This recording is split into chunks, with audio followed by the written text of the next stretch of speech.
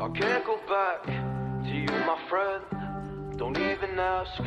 Don't play pretend. You know you left me lonely, I could tell them the whole story. It may take a couple hours, I've got time, let's get to chat. How could I explain the situation? Man, it's so damn complicated. Where do I start, where do I end? I should go back to bed. I'm going back to all the basics, teaching myself now how to erase it. It's like learning a whole new language, and I'm afraid, too scared to face it. I just want consistent clarity, but all my thoughts destroying me. Some peace of mind is all I need to get peace to all of my family.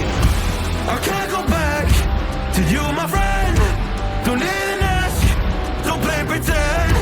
You think you are everything I need, but I gotta leave. Classic ba na motor ni Motorstar ang hanap nyo? Baka ito si Motorstar Cafe 150 ang para sa inyo. So in this video guys, pag-uusapan natin yung specs, features, at syempre yung kanyang updated price. At syempre alamin na din natin guys kung na-promo ba itong motor na to ngayong buwan.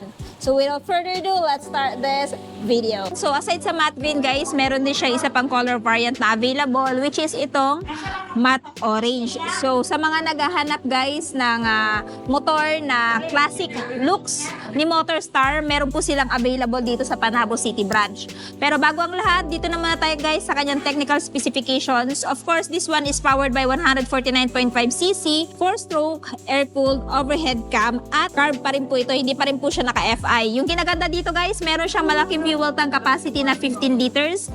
So sa long ride guys, hindi ka na mabibitin pa kasi ayan, napakalaki nga ng fuel tank niya. So yung looks niya guys, kung makikita nyo, classic na classic siya, no? So ito yung tipo ng motor guys na hindi luluma. So kahit classic yung itsura niya, modern naman yung design niya. Pagdating sa front, ayan guys, kung makikita nyo, naka-LED po yung kanyang headlight, naka-projector din siya. Yan, naka-LED siya. Tapos pagdating sa kanyang turn signal guys, naka-LED na din. Kasi before, yung classic is, di ba, naka-bulb type yung headlight, tapos yung turn signal light is naka-bulb type. Pero itong kaya Motorstar Cafe 150, modern na kasi naka-LED na nga. Pagdating naman sa suspension ginamit guys, telescopic fork suspension with rubber boots. So for me, goods na hindi tinanggal yung rubber boots dito or may rubber boots. Para sa ganun may dadaan nyo to sa off-road, hindi matama ng bato-bato yung suspension niya. So safe na safe po guys yung suspension na to sa off-road. Pagdating sa gulong guys, ayan, nakayanta siya. And may tire size sa front na 90 by 70 by 17. And sa mga nagtatanong, this one is ayan, tube type pa rin, meaning meron pa rin po siyang interior. Tapos, pagdating naman dito sa kulay niya, ayan, matte green. Pati kulay guys, classic na classic. And ito lang yung makikita yung sticker dito, which is Motorstar. Tapos may number na 8. Ayan, and yung kanyang pangalan na Cafe 150. So, dito tayo sa kabila. Tingnan natin dito guys yung kanyang braking system. Braking system is with disc brake with single pad piston brake caliper.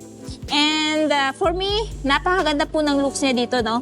So, nagpapa-classic yung itsura ng fender niya, maging ng gulong niya, tapos pati yung kanyang rubber boots. So, sa handlebar naman, syempre naka-naked siya, guys. So, yung buttons and switches meron dito sa left side, meron siyang fast light, high beam, low beam. May choke siya, guys, since carb pa to. Ayan, so pag nalamigan yung motor na to, gagamitin mo siya ng choke para mapa-under ulit. Tapos, ito yung kanya turn signal switch. Ayan. Tapos yung horn. Sa right side naman, may kill switch off activated. Patay ng ilaw. Ayan. Tapos yung kanyang electric start. And then sa dashboard guys, information meron dito kagaya ng speedometer, fuel gauge, trip A at saka trip B. May button din siya dito guys na kung saan dito ka magpipindot para mag-change ng information na to. So naka fully digital instrument panel na din siya. Ayan, modern na din. And for me, goods na goods yan kasi lahat ng information na kakailanganin mo sa isang motor nandito na. Tapos pagdating sa key guys, ginamitan siya ng mechanical key. Ayan.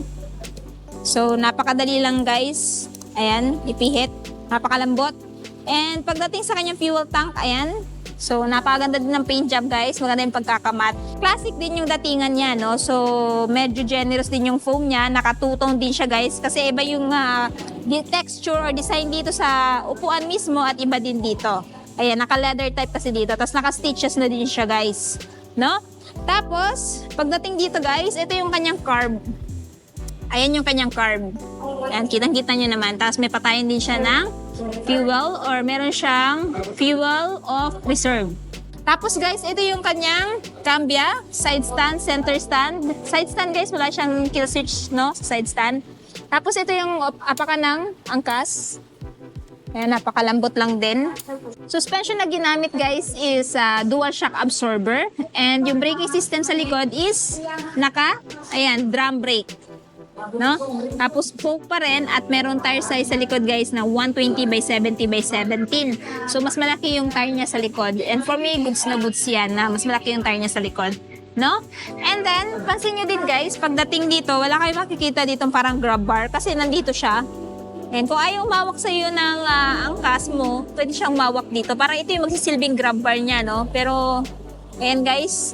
So, naging design din siya sa pita ng motor na to. Tapos sa taillight naman, naka-LED na din. Turn signal, naka-LED na din. Tapos ito yung plate holder niya. So, ito guys, yung rear fender niya, metal. No? So, goods na goods yan guys. Na ganyan yung kanyang front fender para yung putek hindi kung saan tatalsik. So, ito yung itsura ng drum brake niya dito sa gilid. At sa tambucho niya naman, classic din yung itsura. Naka-matte black yung tambucho niya, guys. Yung pansin ko lang, wala lang siyang heat guard. No? So, if I were you, i-check niyo palagi yung tambucho. No? Kung sasamba kayo dito. Kasi baka mamaya madikit to sa legs ng angkas nyo na mapasok. Napakasakit nun. No? Kasi na-try ko na din mapasok ng tambucho. Kaya naman, ingat-ingat lang. Pero kung may mabili kayong aftermarket na parang heat guard, I highly recommend or sinasuggest ko talaga. Kasi first time ko makakita ng motor na walang heat guard. No? Sa pagre-review ko ng 3 taon. Almost 3 years pala. Tapos, ito yung apakan ng driver. Yan, foot brake or brake pedal. At yung kickstart niya. And for me, goods na hindi kailangan yung kickstart niya. Nang sa ganon, pang madiskarga yung baterya, ayan, may pag-asa pang mapaandar tong motor na to. And pansin ko lang din guys, meron siyang parang screen dito.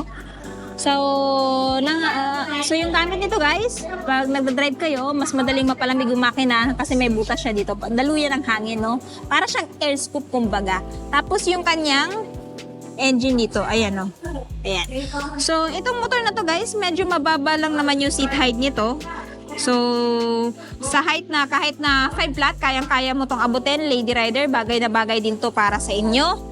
At talagang sa mga mahilig sa classic dyan at gusto nyo ng budget friendly, I highly recommend this Motorstar Cafe 150. Again, 2 color variant yung available dito guys. Isang matte green at isang matte orange. So kung interested kayo dito kay Motorstar Cafe 150 guys, ito ngayon ay nagkakahalaga ng spot cash is 62,000 pesos. Pero kung gusto nyo ng hulugan, of course meron siyang down payment na 5,000 at yung monthly sa 3 years na 2,870 at rebates na 400.